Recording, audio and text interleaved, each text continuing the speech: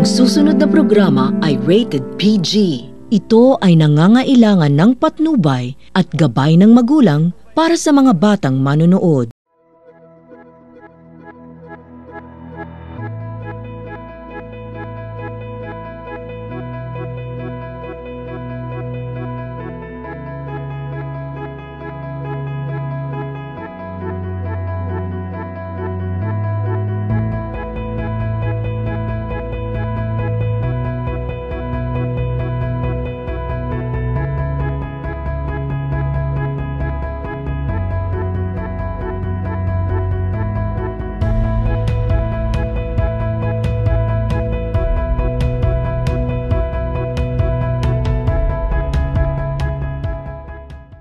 Isang magandang araw sa inyo mga kabiyahe. Samahan nyo pa rin kami sa bawat biyahe. Iba't ibang klaseng putahe at inumin ating dadayuhin. Mga tourist spot at historical places hindi natin palalagpasin. Mula Cavite, Laguna, Batangas, Rizal at Quezon. Ako pa rin ang inyong kabiyahe buddy Apple. At ako pa rin ang inyong kabiyahe buddy Jenny. Samahan nyo pa rin kami dito sa aming programang My TV6, biyahe tayo, #ipagsabi. Tara na, Biyahe tayo!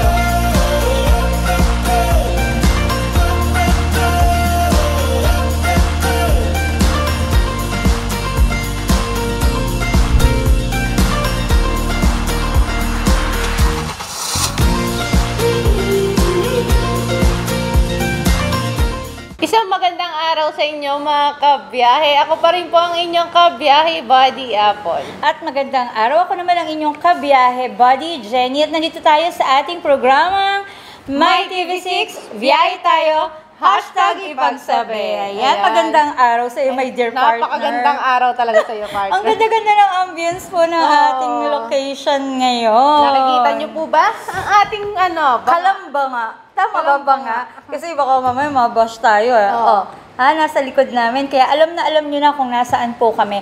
At syempre, bago tayo magsimula, ay batiin muna natin ang ating mga kasamahan dito sa My TV6 sa pangunguna syempre ng ating head na si Sir Christopher Sanji, ang ating program manager, Miss Pets Oka. At syempre ang ating admin, si May Roselion, ang ating technical director, si Simon Rest Rivera, ang ating video editor na si Jan, ang ating production staff si Earl, ang ating marketing si Kuya Melvin Real, at syempre ang pinaka-special dyan, ang ating piloto at ating cameraman ngayon. Yes, syempre. At syempre ang family ko sa PIO, sa Provincial Information Office. Magandang araw sa inyo lahat. Syempre, shoutout ko din yung aking nanay. Ayan, yung number one fan. Number one fan ko talaga ng aking nanay, Nel. Ayan. Syempre, kamusta ang buong linggo, partner? Ayan. At syempre napakaganda. Kitang-kita naman sa pangit. Tayo, pwedeng pangit. Kitang-kita naman yan sa ating presensya. Sa bagay, kailangan maganda lagi, di ba, partner? At syempre nga, last time ay nagpunta tayo, syempre. Dito pa rin tayo sa Calamba City, ang Gregorio's Tapa, kung saan ang ino-offer talaga nila is yung best tapa nila. Yes. Nakabalot sa dahon, chicken adobo and pork adobo, syempre. And ngayon lang ako, partner, nakakita kasi usually from Santa Cruz ako, meron talagang mga tindahan doon na talagang nakabalot sa dahon yung mga pagkain. So dito, parang first time ko na nakaranas na dito sa lungsod ng Calamba ay meron din ganoon. Siyempre, masarap yung tapa nila. Yes, napakalinamnam niya. Yung kanilang pansit na may lechon sa ibabaw, pansit bihon and canton, di ba? At syempre, meron silang mga iba-iba pang putahe. Marami, kaya puntahan niyo yan dyan sa matatagpuan niyo dyan sa Block 48. Barangay Banlik, Calamba City. Hindi mo ma-imagine sa ganong barangay may masarap na kainan, di ba? Tsaka siya, loob na loob. Pero kung gusto niyo naman ng matikman, kung malayo man kayo doon sa Barangay Banlik, pwede kayo mag-message sa kanila through online. Oo, masyadong active ang ang social media page nila. At syempre, yung anak niya ang nagme-maintain ito. So, meron din silang YouTube. Yes, Gregorio's Tapa din. So, follow din, syempre, para makita nyo pa yung mga iba-ibang putahe na talaga namang masarap. At diba? masubaybayan nila kung saan ba talaga magtatayo pa Yan. Secret Warriors Tapa. Yan ang masaya dito sa ano natin, sa episode natin, sa palabas natin. Kasi marami tayong nakikilala ng mga bagong negosyo na talaga namang hindi kilala ng iba. Pero sana through our program, matulungan natin sila, di ba, partner? Tama. Lalo na yung mga nagsisimula pa, yung mga kabataan na na-engage sa ganitong business, ang dami-dami. From age 22, parang anak ko na talaga to. Kaya talagang yung anak ko, pinupush, hindi naman pinupush. Siyempre, huwag natin i-push yung mga anak natin sa hindi nila gustong gawin, di ba? Hayaan lang natin sila kung ano yung mga decision na gusto nila. Correct. Pero syempre bilang isang magulang ay susuportahan natin ang ating mga anak Soon sa akin, soon. Oo, naku, malayo pa lakbayin nito Malayo. Masyado. Kasi baby face pa po ito And nagpapasalamat ako syempre sa partner ko. Napakasipag din naman talaga mag-research ng Thank mga you. pupuntahan natin, di ba? Ayan. At isa na to. Ito, mamaya makikilala nyo yung pinaka-owner nito.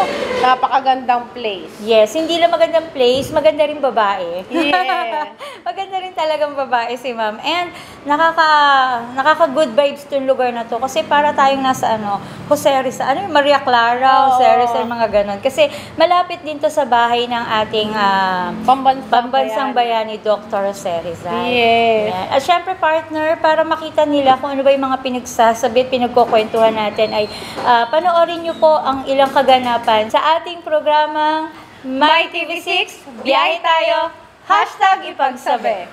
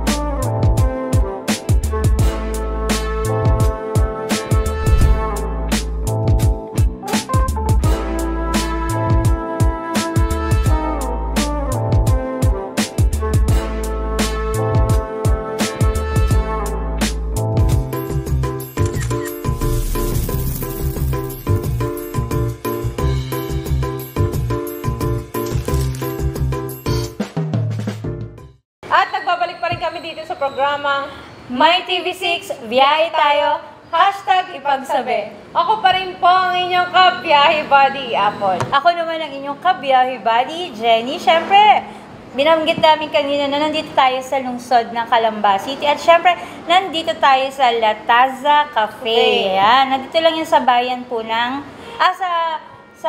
ang tawag doon, town proper ng Calamba City. At syempre, kasama natin ngayon ang magandang ating bisita. Ma'am, bumati kayo at magpakilala po. Magandang araw sa inyo mga kabiyahe. Ako si Catherine Mamalayan, owner of Letasa Cafe. Ayan. Ang ganda ni Ma'am Catherine. At talagang terno-terno po kami. Pinag-usapan po namin. Hindi lang black is beautiful, black is sexy. Yes! Diba? Meron din po kami nag-usap-usap di ba, partner? Ma'am Cathy, maraming salamat sa pagpapaunlak po sa amin ngayong araw na ito, partner. Ayun po, ma'am, bago tayo dumako sa inyong business, kamustahin po muna natin sa inyo. Bago po kayo magtayo ng Latesa, ano po yung pinagkakaabalahan niyo po? 2005, OFW ako sa Dubai. And then, after 2 years, bumalik ako ng Pilipinas. So, doon na put up ang Letasa. And then, after noon, 2007, established ang Letasa Cafe. And then, after 2015, bumalik ulit ako sa abroad. Nag-Qatar naman ako. So, nag-stay ako doon for 8 years. And then, last year, 2023, nag-for good na ako dito sa Pilipinas para i-continue ulit yung Letasa. Napakatagal pa lang ni ma'am naging OFW. Ma'am, pwede po bang tanungin ko ano po yung mga naging work nyo dyan sa iba-ibang bansa na napuntahan? Sa Dubai, admin sa isang hotel. And then, sa Qatar naman, admin din, executive secretary and general manager. Okay, so parang mga hotel, restaurant, parang ganyan din. Pero sa Qatar, ano siya, office siya, tapos construction company. Okay. So at least kahit pa paano may idea siya kung paano mag-put up talaga ng business, Ma'am Kat, di ba? Yes po. And ilang taon? Parang 8 years and 4. So parang natayo na po ang Latasa Cafe, nag-a-abroad ka pa din. Okay. So bakit po ba Latasa Cafe? Tama ba? Latasa Cafe, kasi hinango namin siya as Tasa kasi ang concept niya is coffee shop talaga before. So nagdagdag na lang kami, nag-add na lang kami ng mga iba pang mga product. Okay. Kamusta naman, ma'am, ang yung experience ba sa pagiging OFW? Okay naman, so far, okay naman din. Na-enjoy ko naman din yung pagiging OFW. Oo, malaki ang Napakahirap sabay ganun. kasi- Mahirap yung malayo ka sa family mo, partner. Danas ko yan. Oo, kasi siya din dati OFW. Ano naman po yung pagkakaiba ng pagiging OFW sa businesswoman po? As OFW, syempre, meron tayong company pinapasukan. So, work ka lang talaga pagka, employees. And then, pag business, mas more on parang, mas mahirap kasi, syempre, kumbaga parang sarili mo, tapos, you need to focus talaga. Kumbaga parang lahat ng mga innovation na kailangan mong gawin, lahat ng, kailangan pag-isipan mo talaga. Pero maganda kasi ng sarili mo yung business. Kahit anong gusto mong ilagay sa business mo, pwede. Yes, Diba? tama. Kasi unlike yung mga franchising na hanggang dun ka lang, may limit yung pwede mong idagdag na gusto mong itinda o i-offer sa mga customers mo. Pero once na sarili mo, lahat ng gusto mong menu, lahat ng... Kasi yung iba ang ginagawa nila, di ba, parang kumakain sa ibang restaurant, parang gano'n, tapos i-apply, di ba? Minsan mas bongga pa yung sa sarili mong business. Tama po Yes, ba, Ma'am yes. Kat? Yes. Ma'am Kat, ang pagkakaalam ko po doon sa kwento nyo is 2007 pa po ang Latasa Cafe. Yes po. So, umabot po tayo during the pandemic. Yes po. Yes, partner. Ano naman po yung naging struggle niyo po dun? During pandemic po? Actually, nung during pandemic, nasa Qatar ako noon. Tapos yung parents ko yung pansamantala nag-handle ng Letasa. So, nung time na yon is close lahat ng establishment mo. So, unfortunately, kasama sa pag-close ng Letasa kasi kailangan natin sumunod sa mga government, protocol yun. Na-close siya. Okay. Pero pero after po niyang ma-close after po ng ilang buwan or taon, nag-open po ulit. In-open po ulit namin siya. Okay, so very good po. Parang paano po yung mga naging empleyado niyo during that time po? Pansamantala silang napastop din. Sayang yung pagkakataon. Kasi talaga naman during that time, ang daming protocol na sinusunod. Lalo na yung mga nasa gobyerno, kailangan sumunod yung Yes IDs, po. bawal lumabas. So talagang hindi natin masasabi na talagang magko-continuous pa ang isang negosyo, di ba, partner? Pero yung mga empleyado niyo po before na bago mag-pandemic, sila pa rin po ba yung empleyado niyo po ngayon? May mga napalitan na. Okay. Siguro kasi yung iba naman lumipat din. Naghanap na Ang din mga siya. empleyado niyo po ay from Calamba din po? Yes po. Actually, yung cook namin, siya pa rin yun. Since siguro 13 years na siya dito. Wow. Oo. At least maganda yun, Miss Kat. Kasi yung taste ng customer mo, siya pa rin yung nagluluto. Alam na yun pa rin yun. Yes po. Diba? Aside from yung mga cafe niya, kasi diba parang cafe ito, syempre parang nag-iisip ka na marami talagang mga menu, maraming naiisip na pwedeng kainin o mga, lalo ngayon yung mga millennials, di ba? At napakaganda po ng inyong lugar. Thank you po. Instagrammable, di ba? Sabi nga ng mga millennial, Instagrammable, di ba, partner? Ma'am, sino po ba nag-isip ng concept na to? Parang Ang parents ko talaga yung nag-isip ng concept kasi medyo may edad na yung mga parents Bawal ko. sabihin oldies. Tapos, inano na lang din siya. Kumbaga parang kasi siyempre malapit sa bahay ni Rizal, since nasa historical place tayo, inano na rin yung concept na parang antique style, ganun. Then, talagang napakagaling ni nung magulang niyo po. Talagang ang pag pumunta kayo dito, makikita niyo to, ang ganda talaga dito. Oo, nakaka-unwind. Oo, talagang pag nandito ka, kahit nagsusolo ka, okay siya Kasi yung gusto mong katahimikan minsan, di ba, ma'am? Ma'am, dito sa lugar nyo, kasi medyo malaki to, may mga nagdadaos na ba o celebrate na ba dito? Halimbawa, birthday, mga Yes anniversaries, po, tumatanggap kayo? we offer catering services din. Katulad nung last December, meron ng Christmas party dito. Tapos ang concept nila is Filipiniana. Tama. Tapos nung last June lang, may nag-held ng birthday party. So we offer catering services din po. Tsaka meron din silang, makikita mo dito, meron din silang ino-offer na mga karaoke. Kung Yes. yung mga mahilig kumanta dyan, Yes po. habang Correct. nagkakape kayo kung wala kayong magawa, Oo. o gusto nyo maglibang, may karaoke sila dito. Ayan. So, yan, ang dami nating pwedeng puntahan dito. Mga ilan po ba kaya ang capacity nito kapag nagpunta sila, halimbawa? Actually, nung nag-cater kami dito, 70 person yun. Kinaya naman ng 70 person po. Okay. Yung sa taas po ba, sa inyo rin po yun? Mhm. May taas. May Oo. taas po siya, pero hindi pa siya open as restaurant. Oo, pero pwede na po siya, halimbawa, yung mga gustong Hindi po bawal kasi pa. ginawang bahay ng nanay. Okay. Naku, bawal nga. Baka mapalayas tayo dito. Ayan. Ma'am, ilan na po ba yung mga empleyado niyo dito? Sa ngayon, 3 po. Tatlo. So, yung cook nyo, yung Barista. barista. Tapos So, yung barista po talagang may aral po siya tungkol sa pagmimix, yung mga Yes alam po. mo na. Ano siya, meron siyang certificate ng NC2, tapos meron siyang experience din sa as barista. Yan po. Importante yun. Di ba? Mm. Yung pagmimix-mix ng mga inumin. Yes, partner. Siguro sa partner, sa pagbabalik natin, no? Alamin pa natin yung ibang kwento Oo, ng Latesa yes. Cafe. At makikita nyo at syempre kami, titikman namin kung Yes. ano-ano po ba yung mga specialty dito.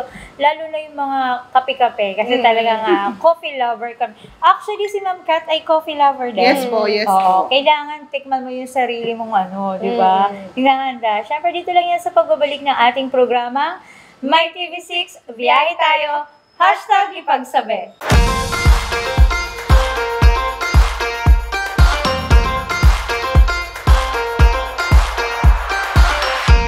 At nagbabalik pa rin tayo dito sa programang My TV6, biyahe tayo. #ipagsabi. Ako pa rin ang inyong kabiyahe body At ako naman ang inyong kabiyahe buddy, Jenny. Siyempre kasama natin si Miss Kat pa din. Miss Kat, hello ulit. Magandang araw mga kabiyahe. Ayan. At siyempre nandito pa rin tayo sa Calamba City. At makikita nyo naman sa aming likod, ang bahay ng ating pambansang bayani, Oo, Dr. Jose Rizal. Kanina nga nakita natin yung Kalamba nga. Oo. Ngayon naman, syempre, papakita naman namin sa inyo ang bahay ni Dr. Jose Rizal. At ito po ay, ang Letaza Cafe po ay malapit na malapit po talaga dito sa bahay ng ating pambansang bayani, di ba? So, partner, kanina may mga napagkwentuhan na tayo, di ba? Kung paano nagsimula ang Letaza Cafe and kung ano yung mga pinagkaabalahan ni Miss Kat before. At syempre, kung ilan yung mga naging tauhan niya. I mean, hindi naman tauhan kasi parang It's like a family business pa rin naman to. Ayan, at saka, ayan, sinashoutout natin yung mga kasama natin dito, ma'am. Ang ating barista at ang ating cook. Yes. Siyempre, ano po mga pangalan nila? Ang barista namin is si Maripe Angeles, and then yung one of the staff namin is si Paulo Hababag, and then sa cook namin na nag-prepare ng lahat is si Arnel. Ayan, Sir Arnold, thank you very much sa lahat ng ito. Oo, talagang Dati kalimutan si Mother and si Yeah, Ay, oo. Shoutout din pala sa parents ko, Carminia Mamalayan and Kirino Mamalayan. Ayan, hello po sa inyo at kayo po ay nawa po ay maging healthy every Yes. day. Siyempre, love natin ang mga magulang natin, siyempre, di ba, partner? At siyempre kanina, pinag-usapan natin yung tungkol sa business, kung bakit siya naging Letaza Cafe. Yan, siyempre, yung mga hilig natin sa mga kape. Coffee, mga coffee lover, at napakarami talaga. At ito lahat ng ito ay talagang pinag-isipan lahat to ni Miss Kat. At hindi lang dahil dito sa mga coffee niya, may makikita tayong mga iba-ibang menu.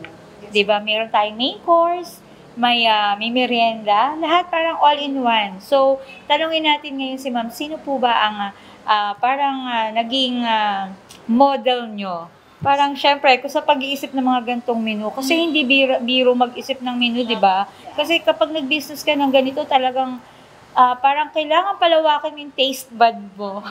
Yes, sino naman po yung mga naging model nyo sa ganito Since po? it's family business po, ang nag-start ng mga menu is yung mother ko. And then, kinontinue ko naman po. Yung mga bagong menu na nilabas, ako na po yung nag-isip. Ngayon partner ha, dahil mami naman ngayon ang nag-aisip ng menu at ng mga lutuin na to. Mother naman yan. Pero itatanong ko lang din po, sino po ba yung pangunahing customer niyo po dito? Actually, ang market namin is at iba-iba eh. Merong mga kabataan, may mga medyo oldies na. So, parang nakukope naman lahat since meron tayong mga main course, so may mga pang-family, tapos yung mga young na generations na love naman yung coffee. So, parang everyone is naka-cater naman. Yes, yung mga young generations natin, mga ito yan.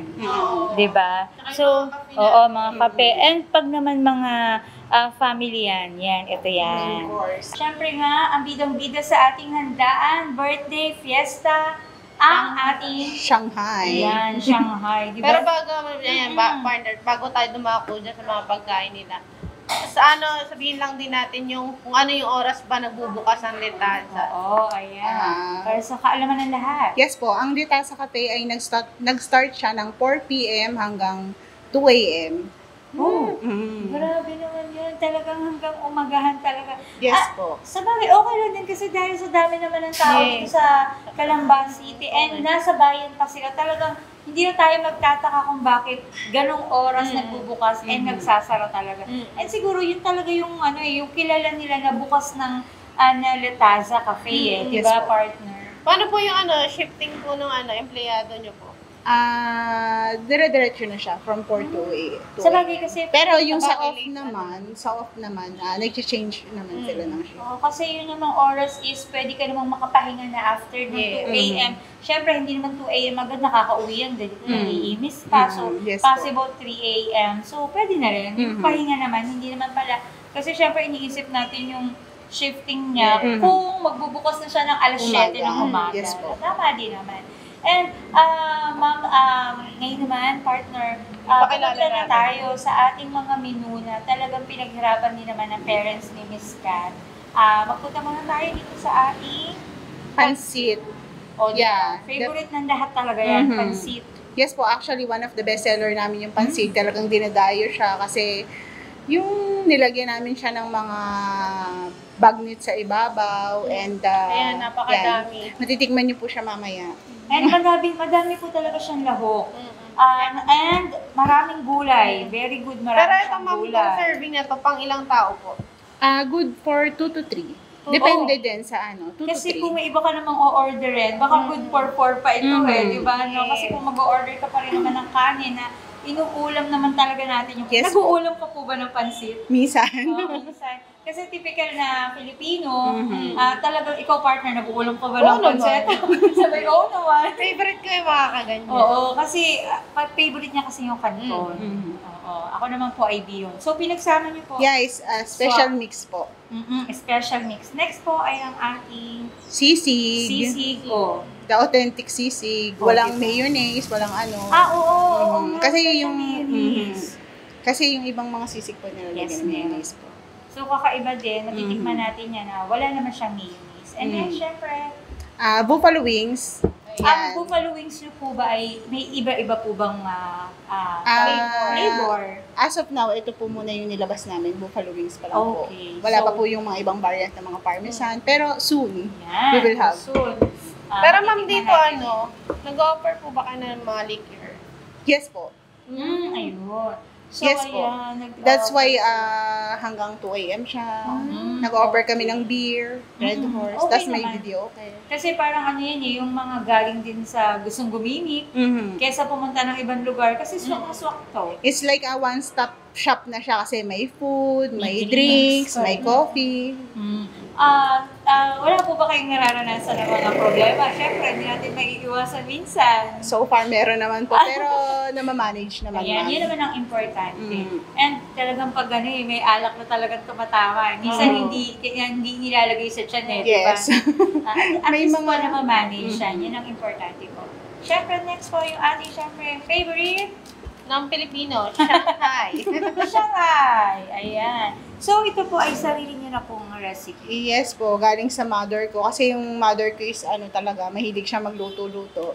Talagang siya talaga. Makikita mo rin dito, partner, spicy po siya. Nilagyan lang ng mga Oo, kasi pa-toppings meron sa siya ibabaw. toppings, pangpaano lang, kick sa Oo, sa alam mo mga naman, kumakain. Pilipino, mahilig din sa mga Sa maanghang maanghang yan. Correct. Pero meron din naman sila nung parang sa mga bata na hindi naman maano sa... Yes po. And next, ito, Siyempre, ito. Sinigang na hipon. Bakit sa palayok, ma'am? Since nasa tabi tayo ng banga, kumbaga parang inspired na lang din po na Yes, tama ilagay sa naman. palayok. And masarap kumain din kapag nasa palayok. Parang very Pinoy po yung At saka tama po yan sa lugar ninyo. Oo, di ba? Parang Tama alam sa mo, lugar. Feel at home ka. Oo. Kasi masyadong makaluma itong design na kanilang lugar. So, tama lang po ito. Very good po. Ay, syempre, masarap na. Tokwat baboy. Tokwat baboy. O, masarap na pulutan. Pwede siyang pulutan, pwede siyang pang-dinner. Actually, masarap din siya sa arroz caldo, di ba? Oo, masarap din yan. At syempre po, yung mga masarap nilang drinks. Ayan, umpisahan natin Mga dito. mga coffee lover. Ito po ay Spanish latte. Nakita po namin yung kung paano lahat Yes, gawin. lahat. Makikita nyo po at mapapanood nyo maya-maya lamang po. Yung non-coffee. Non-coffee. Oo. For me. Kasi may mga customer tayo na hindi sila pwede sa coffee. So we offer din yung mga non-cafe na drinks. Butterscotch po. Yan. At syempre yung mga millennial natin ngayon nahihilig sa Matcha. di ba? Yeah, this one po is matcha espresso. So, ayan po. Na-divide yung kanyang colors. Oo, ang galing nga ng colors niya. 3 colors. Nakakatuwa lang sa mga naggagawa ng kape nito. Kailangan talaga ay, iba yung pag-aaral. Kasi syempre minimix siya, nakita naman natin kanina, may sukat. Talagang parang siyang sa pagbe-bake din, na kailangan talaga sukat na sukat. Hindi lang basta pati, kailangan mo pag-aralan. Oo, kasi once na pwede siya mapatabang, mapatapang, minsan may kulang sa ganun. So, dapat talaga ay timbang lahat. Yeah. Kaya para sa buhay yan eh. Yes, balance. May balance tayo dyan eh. Hindi mo na ipasok mo sa buhay. Yes, and this one is Almond po, Spanish almond. latte. Spanish latte. And then the next Ano one, po, next one. white chocolate mocha. Sarap din po. Oh, and next one is Yung caramel macchiato po. marami Parang yan, bumaba na favorite yung ano niya. Oo, bumaba na. Nahiya na siya. And then po yung ating syempre Blue masarap. lemonade po. Blue lemonade. Napakaganda ng color. Yes po. Ayan. Blue lemonade. Ayan ma'am, bukod po pa dito, may mga ina-offer pa po kayong iba na hindi na po naisama dito. Pwede niyo pong banggitin po. Lalo na yung mga main course natin. Meron din kaming yung mga Pasta. Pasta meron din po. Marami pa po. Sa page po namin makikita yung menu namin. Kita niyo lahat. Kung hindi man sa page, puntahan nyo, dayuhin nyo itong Yes po. Letaza. Napakaano po nito, madali lang siyang hanapin. Nasa side lang po ng bahay ni Dr. Serzal. Sa harap ng Second floor po. Kalambangan. Yan. At ngayon naman, ma'am, hinggan po namin kayo ng konting advice. Yes, Sige. para po sa mga gustong magnegosyo. Pagdating sa pagkain, di ba? Sa mga coffee blend, mga Yes ganyan po. po. Sige po, ma'am. Yes po. Advice para sa mga gusto mag-business when it comes to food and drinks. Ang advice ko lang po dapat nasa puso po natin yung, syempre, hindi naman po natin pwedeng iasa sa mga kasama natin yung mga bagay-bagay. Kumbaga parang dapat ikaw as nagbi-business, meron ka ring alam sa when it comes to food and drinks po. Yung owner, parang dapat hands-on din sa lahat ng mga pagpe-prepare po. Correct. At dahil dyan, hindi na po alis si Miss Kat. Hindi na ito. For good na. For good na dito na siya sa ating bansa. Yes, Sa ating bansa. And for Tsaka partner, dagdag ko lang din, hindi mawawala sa atin, dapat meron din tayo nagsusuporta. Yes. Kailangan natin yung support ng family natin. Yes. Siyempre, sa Yes ating po. laging ginagawa sa araw-araw. And partner, it's time. Ayan nga po, eto na ma'am yung pagkakataon yung imbitahan ng lahat ng mga nanonood ng biyahe tayo na pumunta dito sa Litaza Cafe. Yes po, iniimbitahan ko po ang lahat ng mga Kalambenyo or within the area of Laguna na itry nyo po ang Letasa Cafe and for sure naman, hindi po kayo magsisisi. Thank you po. Ayan, FB page, ma'am. Yes, meron po kaming FB page, Letasa Cafe and Restaurant po. Yan, madali lang po yung madali lang Oo. po makita agad. And contact numbers. Mabilis din sila mag-reply. Oh, Yes yeah. po. Hindi ka mag-aantay pa. Pag gutom na go check Letasa Cafe. Yes po. Yeah. And cellphone number po if in case gusto po mag-order. Cellphone number is 0905-806-405.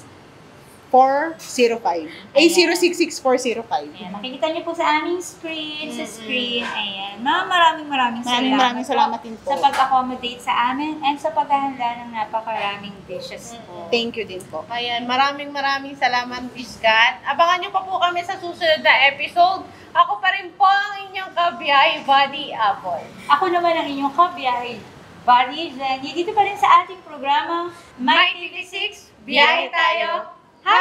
#ipagsabi.